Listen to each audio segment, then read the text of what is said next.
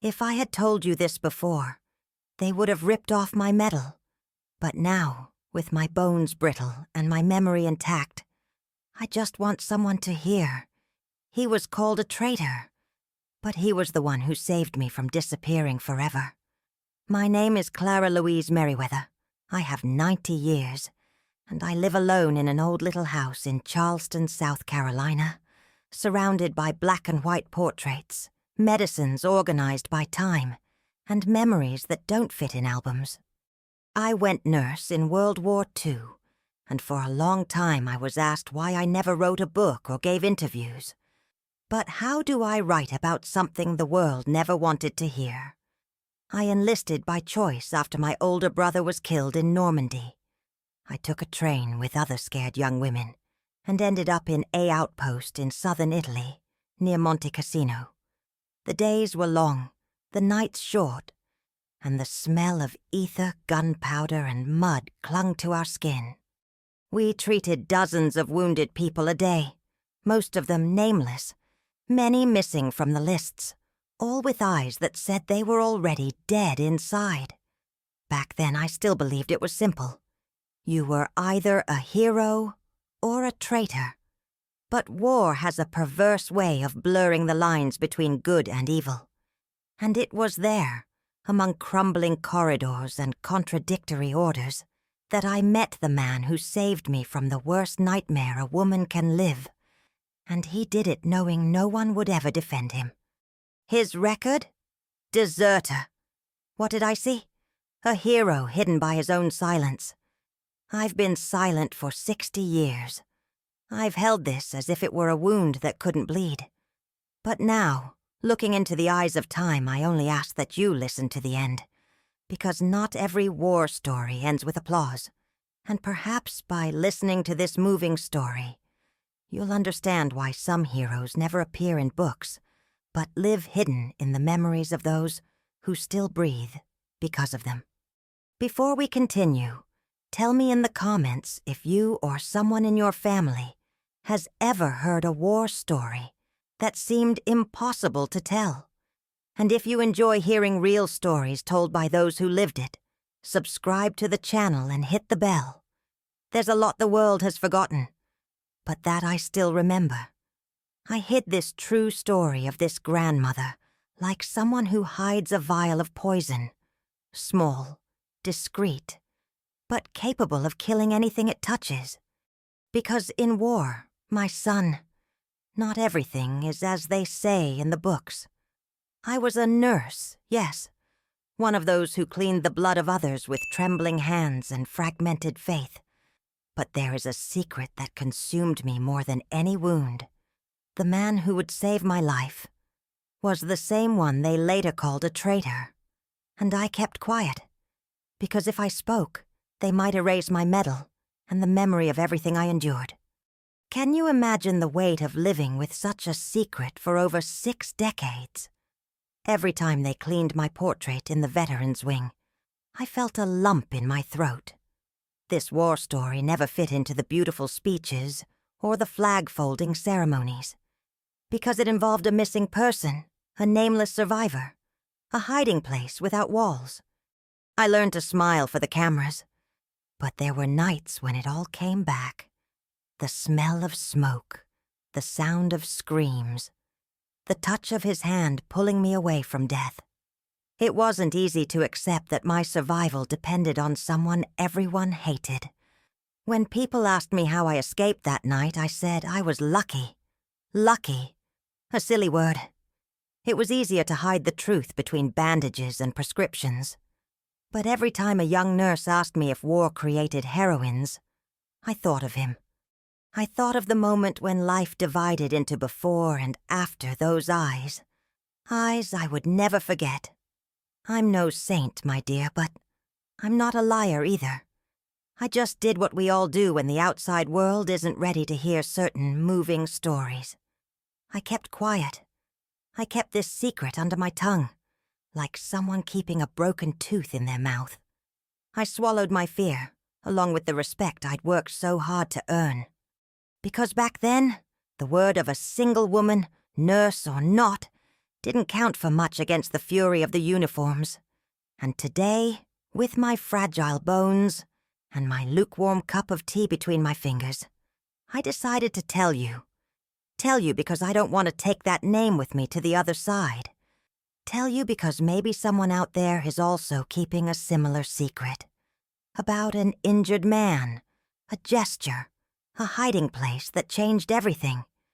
And for you to understand what that man did for me, I need to take you back. Return with me to the mud of occupied Europe, where it all began. In the spring of 1944, I still believed the world was divided into good guys and bad guys. I was a girl from Arkansas, with rosy cheeks, steady hands, and a heart full of promise. When I enlisted as a nurse, I thought I was going to save lives, not to watch human souls crumble in the face of war. I believed it was enough to be good, obedient, and useful. I believed it because it was easier than facing the chaos that awaited me across the ocean.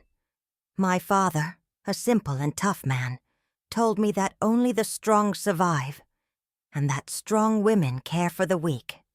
With this advice in my heart, I boarded a train packed with young people like me, all with fear in their eyes and letters folded in their pockets. We smiled in the carriages, but the silence was enough to realize what none of us said out loud, that leaving home was like tearing a piece of our own skin.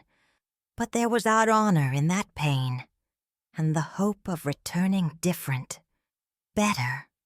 The base where we were sent was close to the front, surrounded by makeshift tents, the smell of ether and moans that pierced the early morning hours. It was like living in a camp of ghosts, men who still breathed, but whose eyes had already gone. I washed blood from uniforms, listened to promises of survival, and wrote farewell notes. This was a nurse's job in war, to be the last comfort of a missing person, the last voice a wounded person would hear before the end. At night, sitting on the edge of my cot, I wondered if this grandmother's true story would ever hold any meaning. If anyone would ever understand what it meant to bandage an arm, knowing it would be amputated within minutes. If anyone would ever understand how the silence after a bombing could hurt more than the screams. But back then, my belief was simple. I believed that all I had to do was do good, and that good, somehow, would protect me. But war, my dear, war has a way of crushing everything you thought you knew about the world. It turns right into doubt, wrong into survival. And it was in this tangle of confusion, between the mud of the trenches and the smell of death mixed with the cheap perfume of letters from home, that my faith began to crack.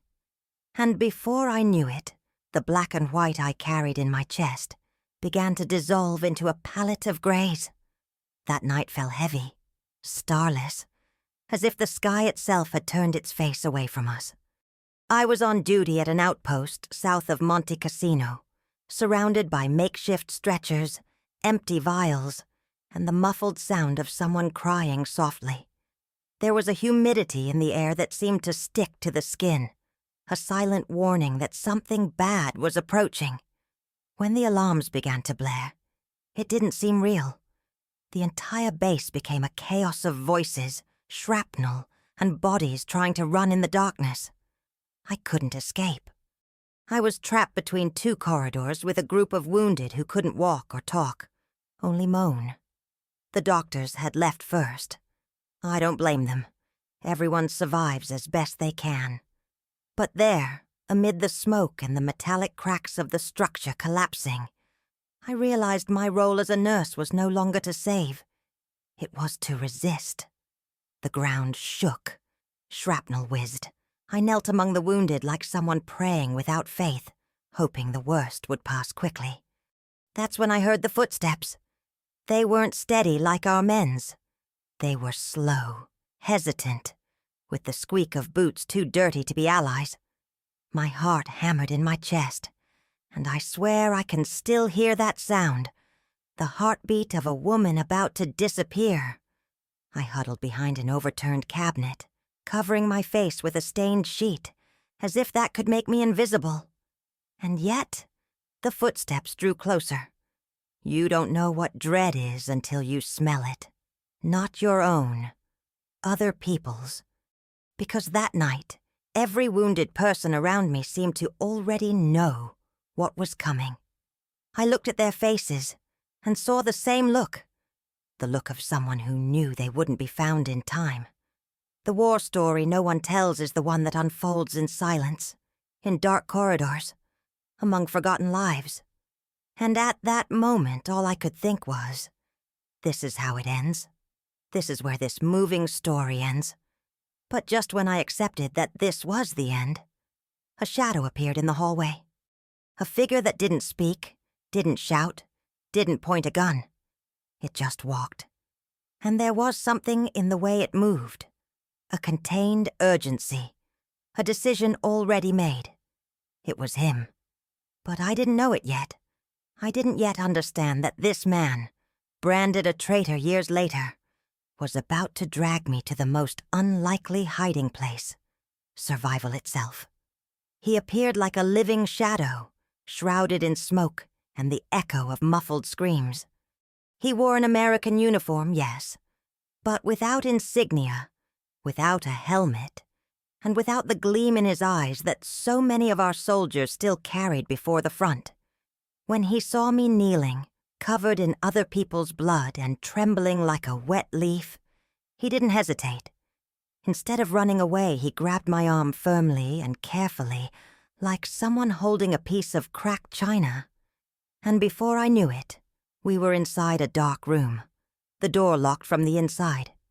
There, in the darkness, time stood still. The musty smell mingled with the gunpowder, and the only sound was our breathing. I didn't know if he was an enemy, an infiltrator, a survivor. I only knew he hadn't hurt me. His eyes, even hidden beneath the shadow of chaos, shone with something I recognized. Fear. But not the fear of dying. It was the fear of not doing the right thing. It was the same fear I'd seen so often reflected in the eyes of the wounded I'd tried to save. His gestures were firm, but not violent. He backed me behind a stack of boxes and stood in front of the door, like a makeshift shield. I wanted to ask his name, but my throat was tight, gripped by an ancient dread, the kind that has no language. It was strange. There was something dark about him, yes, as if he carried an old guilt, a deep pain. But still, it was there, with that nameless man, that I felt safer than I had in days. It might seem strange to say this now, so many years later, but I knew he didn't mean to hurt me. And it wasn't faith, nor romantic intuition. It was instinct. The same instinct that makes us pull our hand away from fire or run when we hear thunder. What I felt, there was something only those who have been in war understand. When a stranger becomes your last chance at survival. And in that moment, my life was in the hands of someone who no longer seemed to belong anywhere. And even without knowing who he was or what he was doing there, I stayed. I stayed because his fear seemed to shield mine. I stayed because, somehow, our silences recognized each other. I stayed because, for the first time that endless night, I felt I wasn't alone. But I still didn't know what he would do next, and what happened there, just a few minutes later, would shape the rest of my life, and the secret that would make me, forever, a guardian of the story no one wanted to hear. They entered like demons, laughing, kicking doors, speaking loudly, unafraid of being seen. Enemy soldiers, 3 of them, young, dirty, drunk on war and cruelty. I didn't need to understand their language to know what they wanted. I trembled, huddled against the wall, trying to disappear into the darkness. But between me and them, there was him, that nameless wounded man, that possible deserter who should have fled. He stood there, between me and the worst. He didn't scream for help, He didn't run. He picked up a piece of iron he found on the ground and held it as if it were his only weapon. And then he screamed, not in English but in German. He screamed something with a fury that sent chills down my spine, as if he were ripping his chest open with the words. The three of them stopped. They laughed, but they didn't go in. There was something in his tone, a kind of raw fury, of someone who already knew these men, of someone who had too much blood on his hands. The door shook under his kicks. The silence afterward was almost more unbearable than the noise. The kind of silence that only exists between danger and tragedy. And yet, he didn't move. He stood there like an old, loyal dog, protecting something that wasn't his. I, a dirty, scared nurse, hiding behind boxes. He, a discredited man, called a traitor. And yet, he was the one who saved me. And it was there, amidst the shadows and fear that I knew. He wasn't just anyone.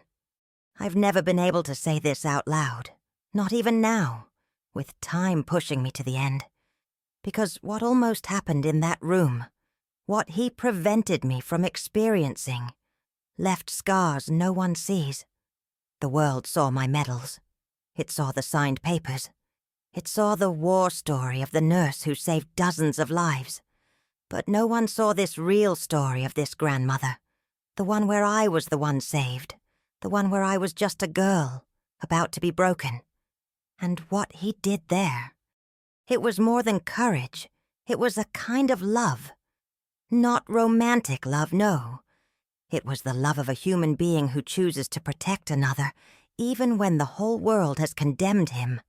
And after that, he didn't ask for thanks. Or an explanation. He just looked at me with those scarred eyes and took a deep breath. I felt it. He knew that after that, he would disappear. But first he would do one more thing. And that's where the story becomes even harder to tell. After everything fell silent, he opened the door with the calm of someone carrying an invisible map. He led me through destroyed alleys, damp ruins, and lightless corridors. There were bombs in the distance, scattered gunfire. But between us there was only one sound, his breathing, that heavy yet restrained breath, almost as if he were struggling not to show that he, too, was afraid. It was this breath that guided me back, that trail of hot, breathless air, like an invisible rope in a sea of rubble. He didn't say a word. He just kept going. He'd stop when he heard footsteps, hide with me behind sandbags, and then move on again. Sometimes he'd hold my wrist. Other times he'd just look at me and wait for me to understand. And I did. It was as if we'd made a silent pact that night. He would keep me alive, and I wouldn't question him. This wasn't protocol. This wasn't a military plan.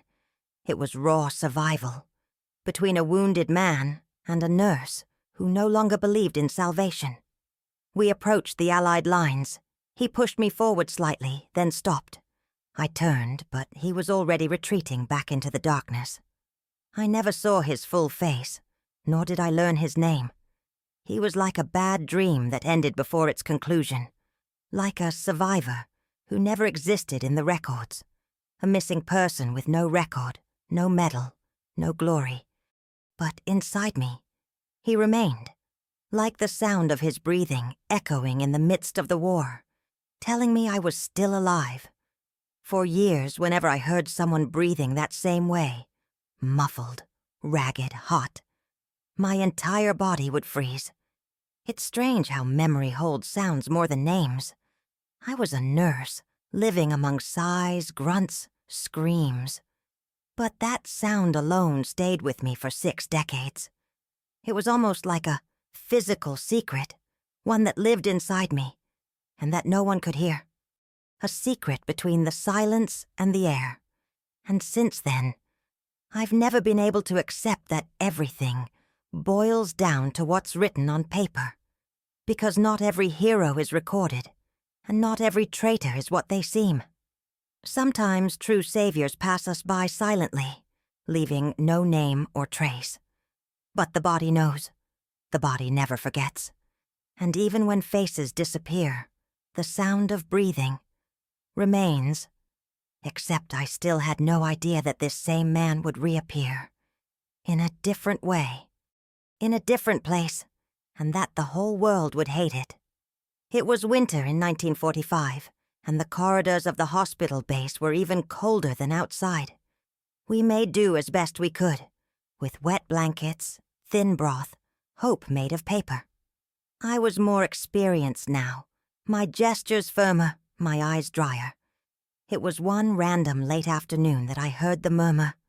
A deserter had been captured, a traitor, a murderer of one of their own, and they were bringing him to our infirmary. The word deserter hit me like a shrapnel. I tried to feign disinterest, as they all did, but inside every beat of my heart felt like a hammer. I still remembered his breathing, the dark night, the piece of iron, and the silence that saved us. When they cleared a space in the corridor for the handcuffed prisoner, I saw it. It was him, thinner, with a purple face, a broken body. But it was him. And my world spun as if I'd returned to that dark room at Monte Cassino. What truly broke me wasn't seeing him imprisoned. It was that he didn't look at me, didn't recognize me, or pretended not to. He walked past me as if I were just another nurse. And that hurt more than anything. Because there, among all the survivors, only we knew what had happened that starless night. Only we carried that secret.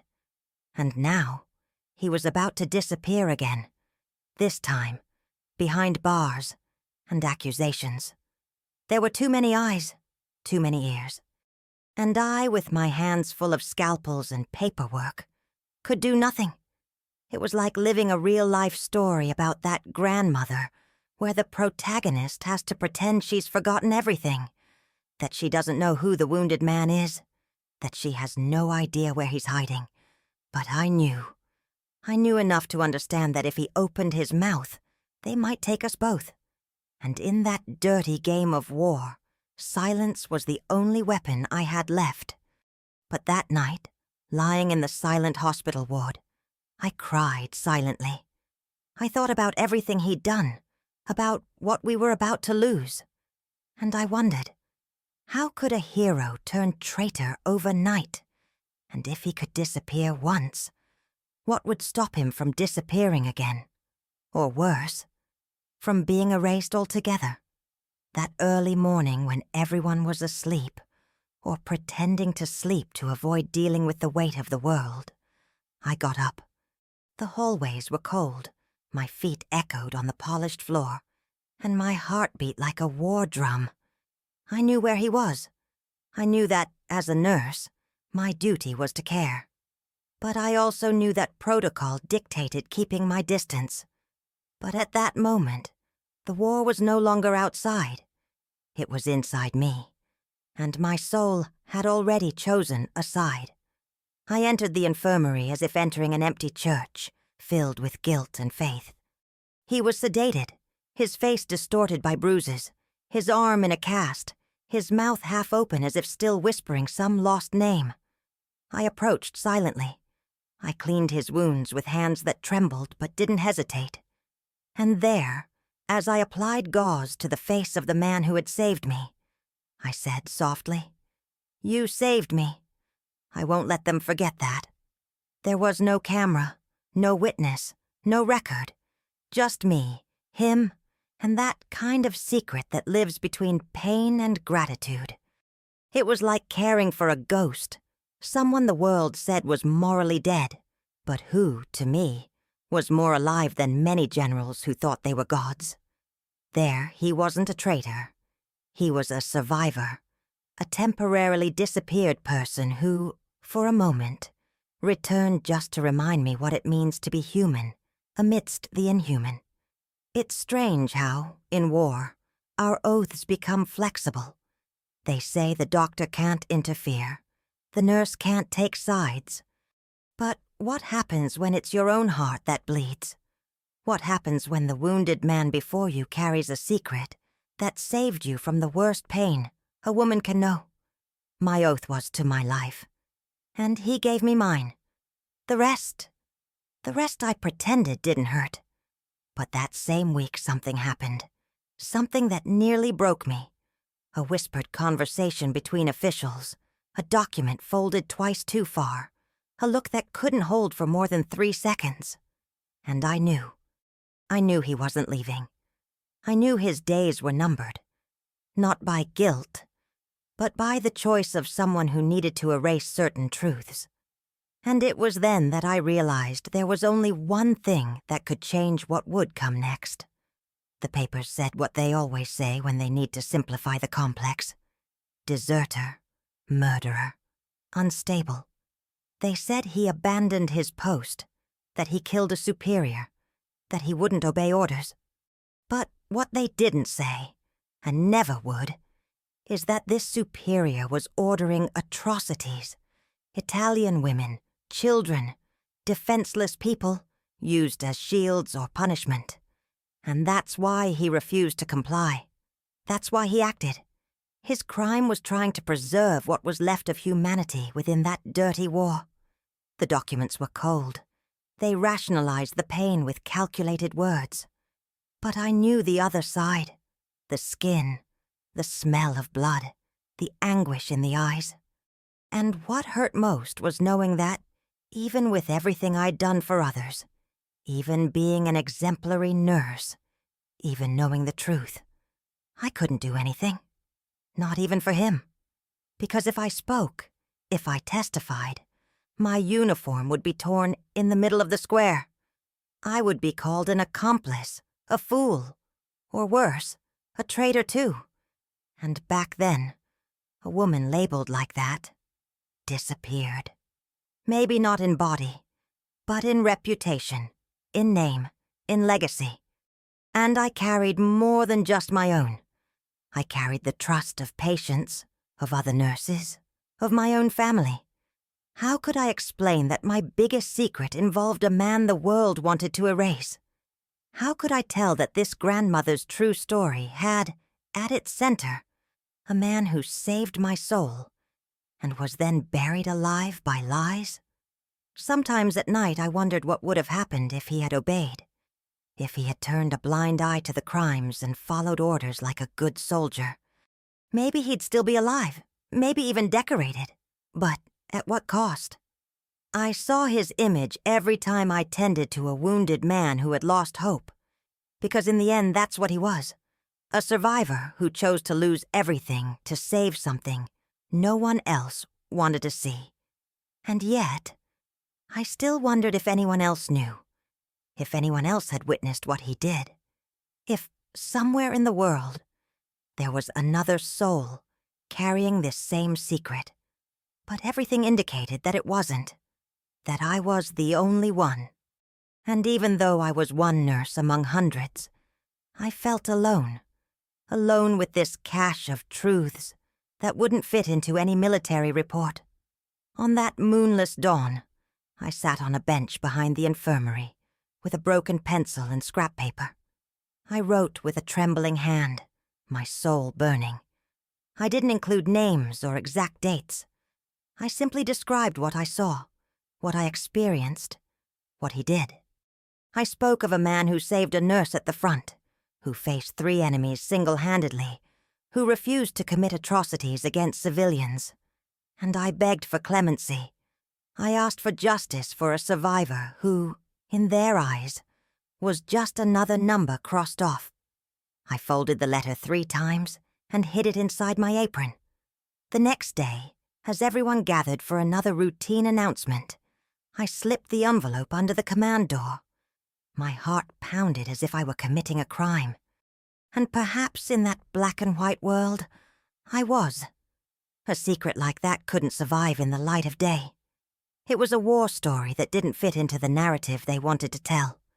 But I couldn't let it disappear without at least trying. I waited. I waited for a week. 2. No answer. No change in his treatment. No unexpected visits from officials. until one day he was transferred. No one told me where. No one told me if he would be tried, deported, released, or killed.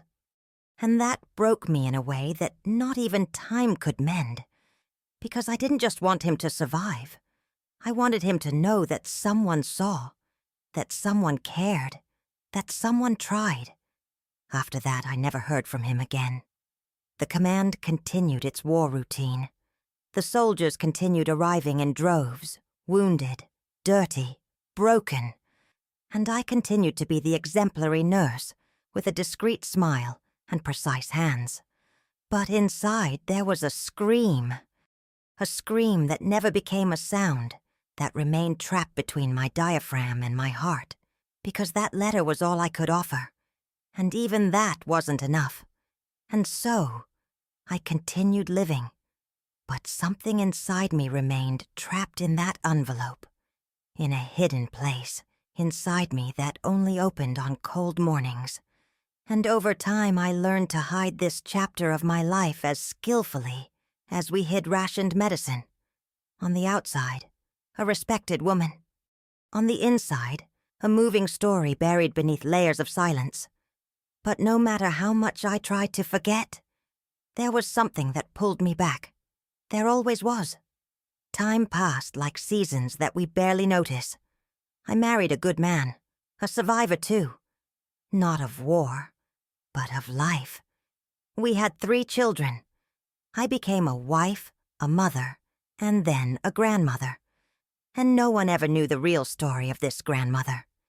No one ever suspected that, behind the woman who baked cakes on Sundays and hung medals on the wall, there was a secret buried beneath layers of everyday life. A secret that bore the name of a missing person, of a wounded person no one could see but me.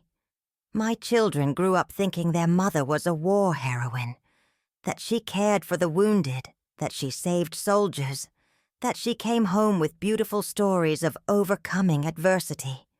They didn't know that a part of me remained there, in the mud, in the makeshift hiding place where he protected me, in the letter I wrote, in the silence I chose to maintain, because how can I tell them that my greatest debt of gratitude was to someone the world condemned? How can I explain that the exemplary nurse had remained silent in the face of injustice? Not even my husband knew. He was kind, but he wouldn't have understood. Sometimes at night, while he slept beside me, I'd stare at the ceiling and feel the weight of what I was hiding. It was like a small, invisible scar, itching in the quietest moments. And no matter how much life went on, how much the children grew up, how much the grandchildren ran around the house, that part of me never healed, because no medal can heal what memory insists on keeping alive. I tried to shut it out, I swear I did. I made my home an altar of normalcy. She washed clothes, made shopping lists, smiled in photos. But every now and then, a piece of news, a look on someone's face, the sound of ragged breathing. And it all came back. It wasn't longing. It was guilt. It was a strange kind of mourning for someone who might still be alive, or who, at least, deserved to be remembered by a name other than traitor. And so I lived, like so many other women who returned from war bearing not only scars, but stories that could never be put into words, stories that were moving, yet dangerous, stories about what is right and what is human. And as the years passed, I began to accept that perhaps my secret would die with me. But one day, by chance, something changed, and all it took was hearing a name for everything that was dormant to awaken. It was a random afternoon, one of those when the television simply provides company, demanding no attention.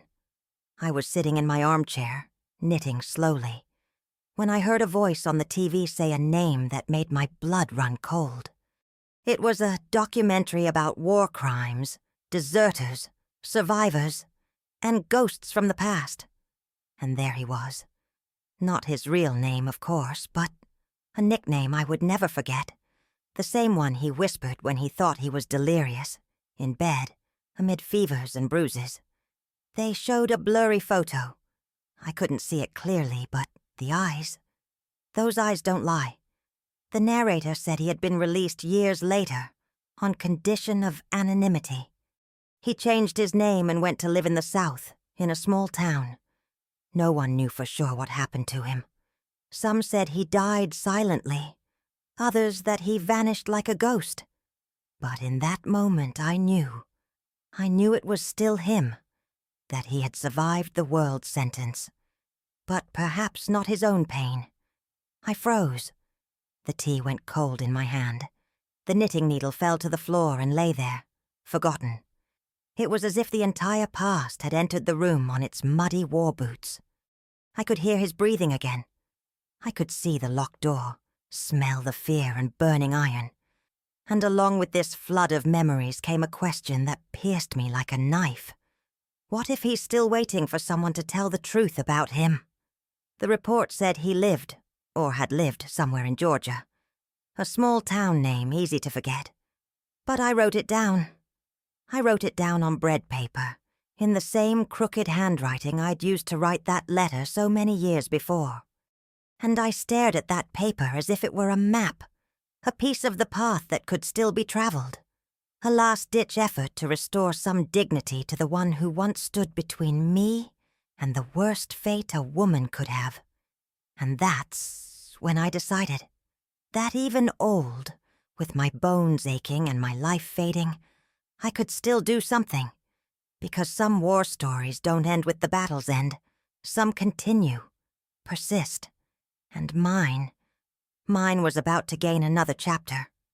A chapter that neither the years, nor silence, nor oblivion had been able to prevent.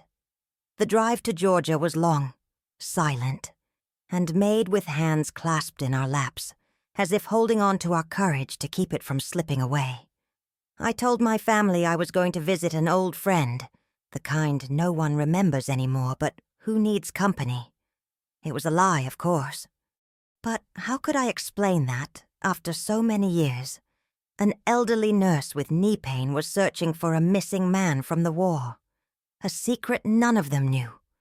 When I arrived in town, the air seemed thicker.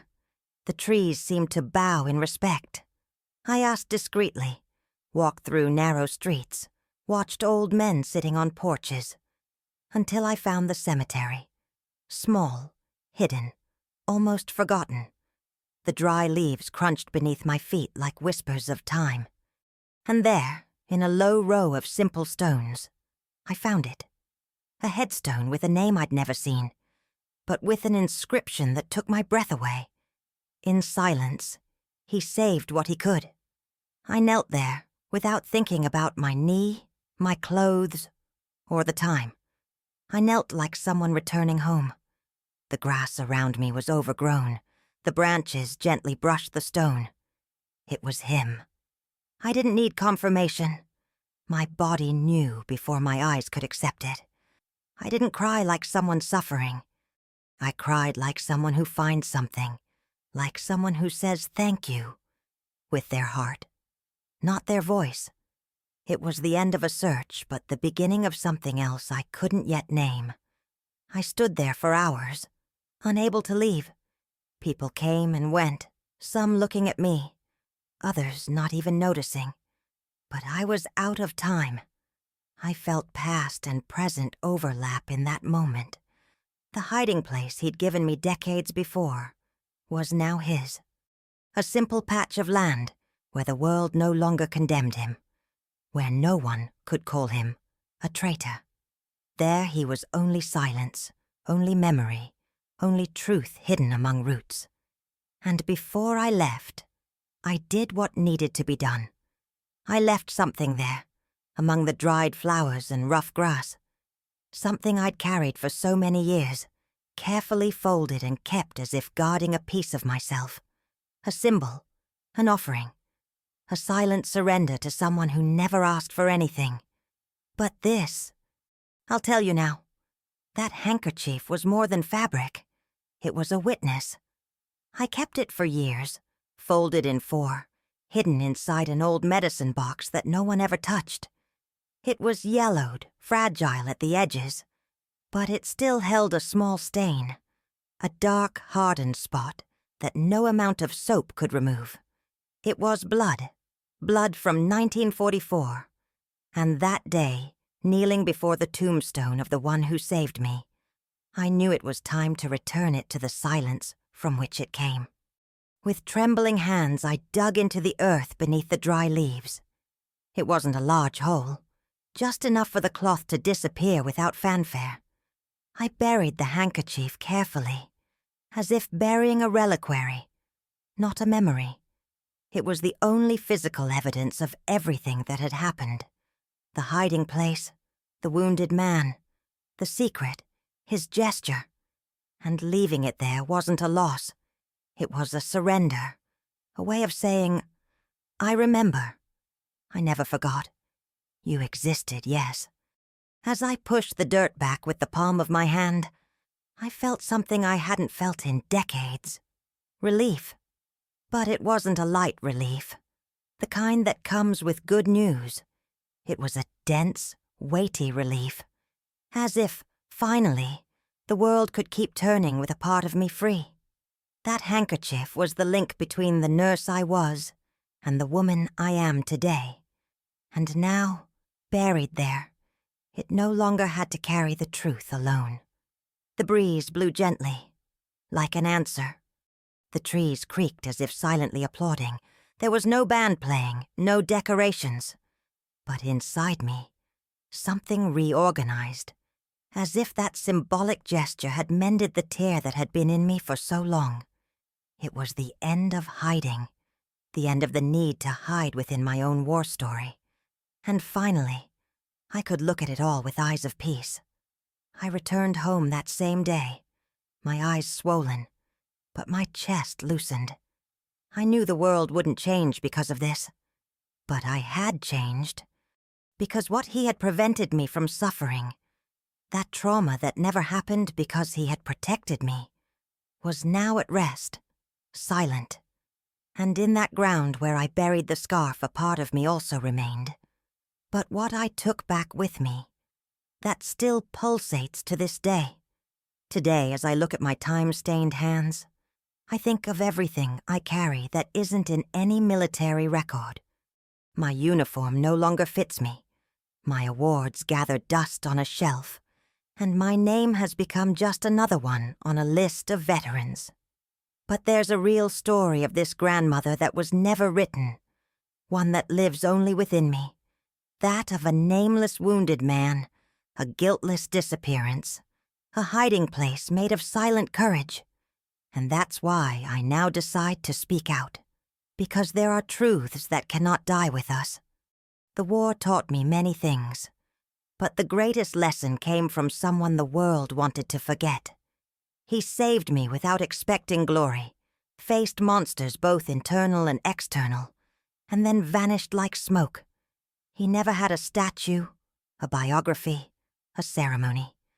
But his gesture lives on in me. It's in every choice I made, in every life I touched as a nurse, in every time I remained silent to protect someone. He lives, not in stone, but in the flesh, in the memory, in the blood that continued to flow because he chose to stand up for himself. I'm not telling this story out of belated justice. I tell it because the soul weighs heavy when it carries what was never said. Because even the best-kept silences take time to unravel. And if this war story reaches the right ears, perhaps he hasn't completely disappeared. Perhaps by speaking of him now, I'm giving back a piece of what was taken. A recognition that doesn't require a medal, but a memory.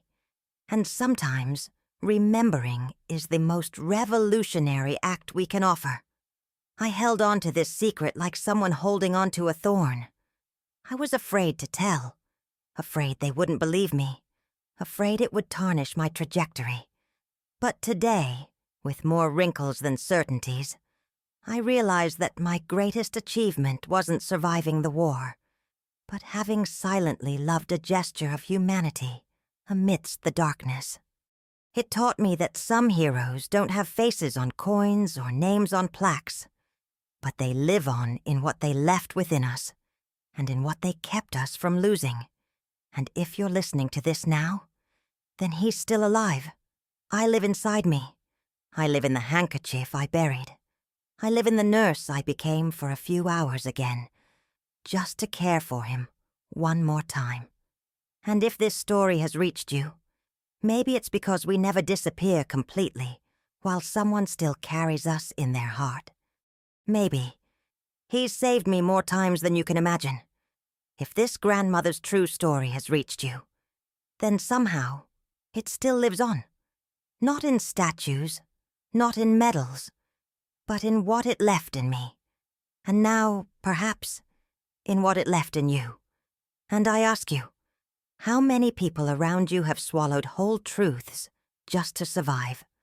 How many nurses, mothers, soldiers, or grandmothers have hidden their stories for fear of not being believed? How often do we point the finger at what seems wrong, without knowing the pain that led someone to act? What if the traitor you avoided listening to was actually the one who reached out when no one else would? What would you do if you discovered you owed your life to the one the world told you to forget? Today, I finally found rest, because telling this is like opening a window after decades in the dark.